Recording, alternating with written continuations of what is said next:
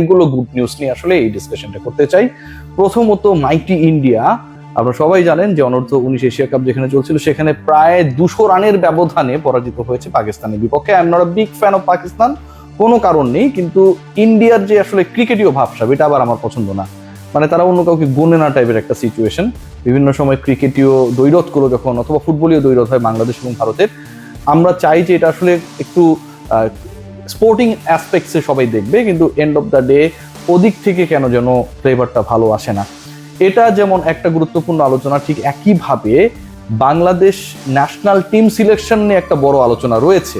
মুস্তাফিজ এবং ঋষাদ প্রসঙ্গে অবশ্যই আসতে হচ্ছে, এবং সেই সিলেকশনের প্রসঙ্গটা আসছে এই কারণে, কারণ ভারতীয় ক্রিকেট বোর্ড এখানটায় আবার তারা অসাধারণ প্রফেশনালিজমের পরিচয় দিয়েছে যে তারা তাদের টি-20 বিশ্বকাপের স্কোয়াড 15 সদস্যের স্কোয়াড দিয়ে দিয়েছে। শুভমান গিল সেখানটায় নেই, ভাইস ক্যাপ্টেন হবার পরও তিনি নেই, কারণ আউট অফ ফর্ম। লাস্ট 15টা ইনিংসে তার রান কিংবা স্ট্রাইক রেটে খুব বেশি সন্তুষ্ট হতে পারে নাই ম্যানেজমেন্টের সদস্যরা। যদিও স্ট্রাইক রেট 137+ রান যেটা করেছেন সেটা এভারেজ হচ্ছে প্রায় 25, এরপরও সেটা গুরুত্বপূর্ণ হয়ে ওঠেনি। কিন্তু বাংলাদেশের ক্ষেত্রে আপনারা যারা big fan of Jaker Ali sure থাকেন he is going to be the part of the World Cup squad. কিভাবে সেই আলোচনাটা অন্য একটা কন্টেন্টে করবো, ডিসকাশন করতে চাই মুস্তাফিজুর রহমানকে নিয়ে।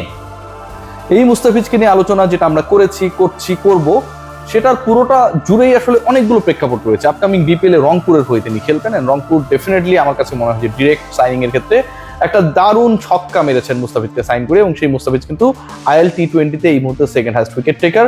এরপর যে ঘটনাটা ঘটেছে আমরা খেয়াল করেছি, মুস্তাফিজুর রহমান কলকাতা নাইট রাইডার্সে নকরে 20 লাখ টাকা, প্রায় 12.5 কোটি টাকা বাংলা টাকায় যদি হিসাব করি, সেই অর্থে হচ্ছে খেলতে যাচ্ছেন পরের আইপিএল এ, এবং সেখানটায় তিনি মোটামুটি 3টা ম্যাচ মিস করবেন, বাট সুস্থ থাকলে এবং তিনি যদি কনফার্ম থাকেন 11-এ সব ম্যাচগুলো খেলবেন। কিন্তু তার আগে আইএল টি-20-তে যা করছেন এক কথায় অতি মানবীয়। এই মুহূর্তে তিনি 6ষ্ঠ ম্যাচ খেলতে নেমেছেন, এই ম্যাচে তার আসলে রোলটা তিনি শেষও করে ফেলেছেন, এবং 6ষ্ঠ ম্যাচে তার উইকেট সংখ্যা 14, এবং এই 14টা উইকেট যে মুস্তাফিজ পেয়েছেন তিনি, যদি আমরা পুরো ট্যালিটা দেখার চেষ্টা করি, টপ চার্ট দেখার চেষ্টা করি, 2 নম্বরে রয়েছেন।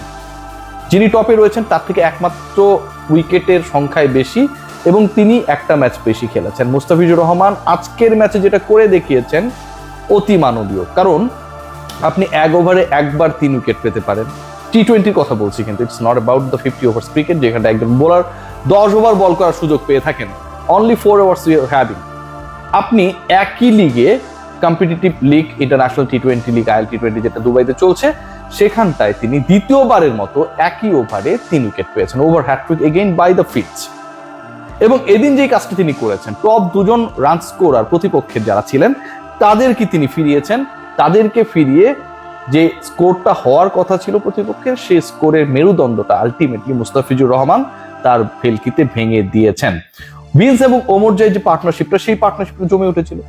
মনে করা হচ্ছিল যে এই পার্টনারশিপটা যদি আরো 3-4 ওভার স্টে করে, দেন মুস্তাফিজের দলের টার্গেটটা হতে পারে প্রায় 250-র কাছাকাছি। কিন্তু শেষ পর্যন্ত আমরা সেই জায়গায় একটা অসাধারণ ওভার দেখলাম by fits.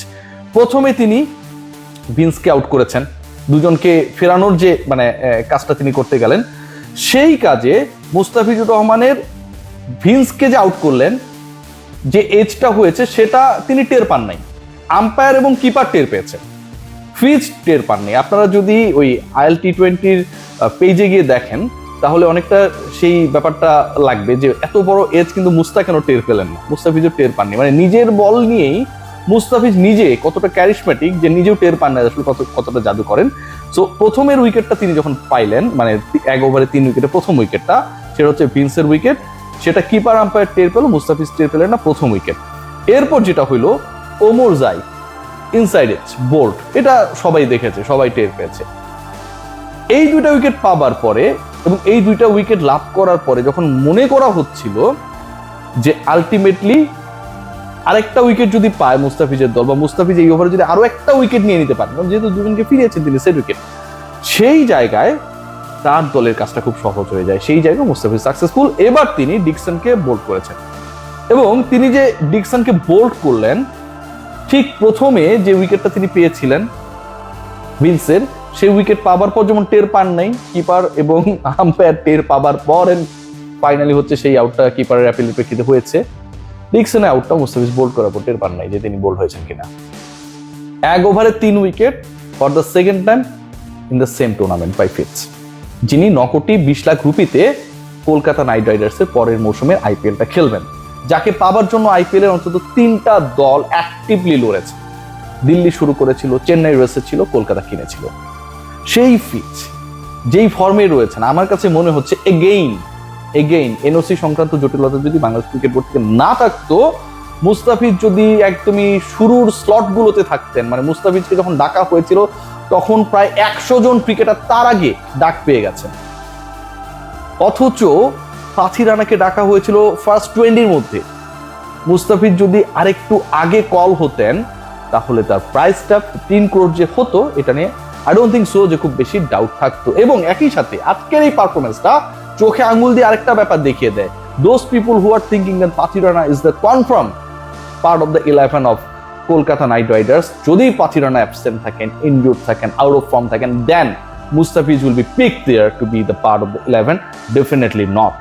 Chennai Super Kings তারা তাদের যেই আইপিএল মিশনে মুস্তাফিজকে দলভুক্ত করেছিল 2023-এর কথা বলছি, প্রথম ম্যাচেই Mustafizur Rahman man of the match ছিল। রয়্যাল চ্যালেঞ্জার্স বেঙ্গালুরুর বিপক্ষে চেন্নাইয়ের সেই পারফরমেন্সটা এখনো আমাদেরকে চোখে আঙুল দিয়ে দেখিয়ে দেয়। প্রত্যেকটা ম্যাচ খেলেছিলেন, শেষ যখন করেছিলেন 9 ম্যাচে 14 wicket, and he was the highest wicket taker শেষ পর্যন্ত, যতদিন পর্যন্ত তিনি খেলছিলেন, চলে আসার আগ পর্যন্ত। সো কলকাতা নাইট রাইডার্সের একদমই চোখ বন্ধ করে অপশন হচ্ছে যে আমরা পাথি রানাকেই খেলাবো, মুস্তাফিজকে আমরা বিকল্প হিসেবে খেলাবো, এই চিন্তাটা আমার কাছে মনে হয় অনেকটাই অমূলক। According to the performance in IL, according to the performance throughout the year, according to the performance last IPL, Mustafizur Rahman আমার মনে হয় যে দারুণ ফর্মে রয়েছেন, এবং কলকাতা নাইট রাইডার্স ডেফিনেটলি শুরু থেকেই মুস্তাফিজকে তাদের 11-এ রাখবে, খেলাবে, এটা তাদের প্রয়োজনে তারা করবে। What about Rishad Hossain? Hobart হ্যারিকেন্সের হয়ে খেলছেন রিশাদ, এবং রিশাদের এই মুহূর্তে অবস্থান অস্ট্রেলিয়ায়। হোবার্ট এমন একটা জায়গা, মানে চরম ঠান্ডা, ভয়াবহ ঠান্ডা। আমি হোবার্টে গিয়েছিলাম যখন 2022-এ টি20 ওয়ার্ল্ড কাপ কভার করতে গেলাম। সো ওই সময়টায় আসলে হোবার্টের ওয়েদারটা এত বেশি বাজে ছিল, এবং হিমশীতল একটা ওয়েদার। অস্ট্রেলিয়ার সবচেয়ে মানে কি বলবো মিস্টিরিয়াস ওয়েদার, সবচেয়ে সূর্য কম দেখা যায়, সবচেয়ে বেশি ঠান্ডা, বৃষ্টি পড়ে। Hobart is that part. Ricky Ponting এর হোবার্ট হ্যারিকেন্সে রিশাদ হোসেন যেভাবে খেলছেন, মুস্তাফিজ উইকেট নিচ্ছেন, রিশাদ হোসেন রান আটকাচ্ছেন। টি20 ক্রিকেটে রিশাদ হোসেন আজকের ম্যাচে, এর আগের ম্যাচে আমরা দেখেছিলাম যে রিশাদ হোসেন অসাধারণ বল করেছিলেন, 3 উইকেট পেতে দেখেছিলাম। আজকে রিশাদ হোসেন 4 ওভার 21 রানে 1 উইকেট। কি পরিমাণ ইকোনমিক্যাল হলে টি20-তে বিগ ব্যাশে এরকম একটা ফিগার আপনি ডেলিভার করতে পারেন। সো বাংলাদেশের দুজন ক্রিকেটার রাইট নাও মানে আলো ছড়াচ্ছেন তাদের পারফরমেন্স দিয়ে, একজন মুস্তাফিজুর রহমান, একজন রিশাদ হোসেন, একজন লেগি আর একজন বাঁহাতি পেসার। তবে তাসকিন আহমেদকে ভুললেও চলবে না, তিনিও কিন্তু আইএল টি20-তে তার লাস্ট ম্যাচে 3 উইকেট ক্র্যাক করেছিলেন, যদিও তার দল মুস্তাফিজের দলের বিপক্ষে খুব একটা ভালো করতে পারেন। সবাই ভালো থাকবেন, টেক গ্রেট কেয়ার। ডিসকাশন নিয়ে নিশ্চয়ই আবারও হাজির হবো আপনাদের সামনে। মাঝখানে একটু ব্রেক নিয়েছিলাম, শরীর ভালো ছিল না, সেই কারণে টেক গ্রেট কেয়ার।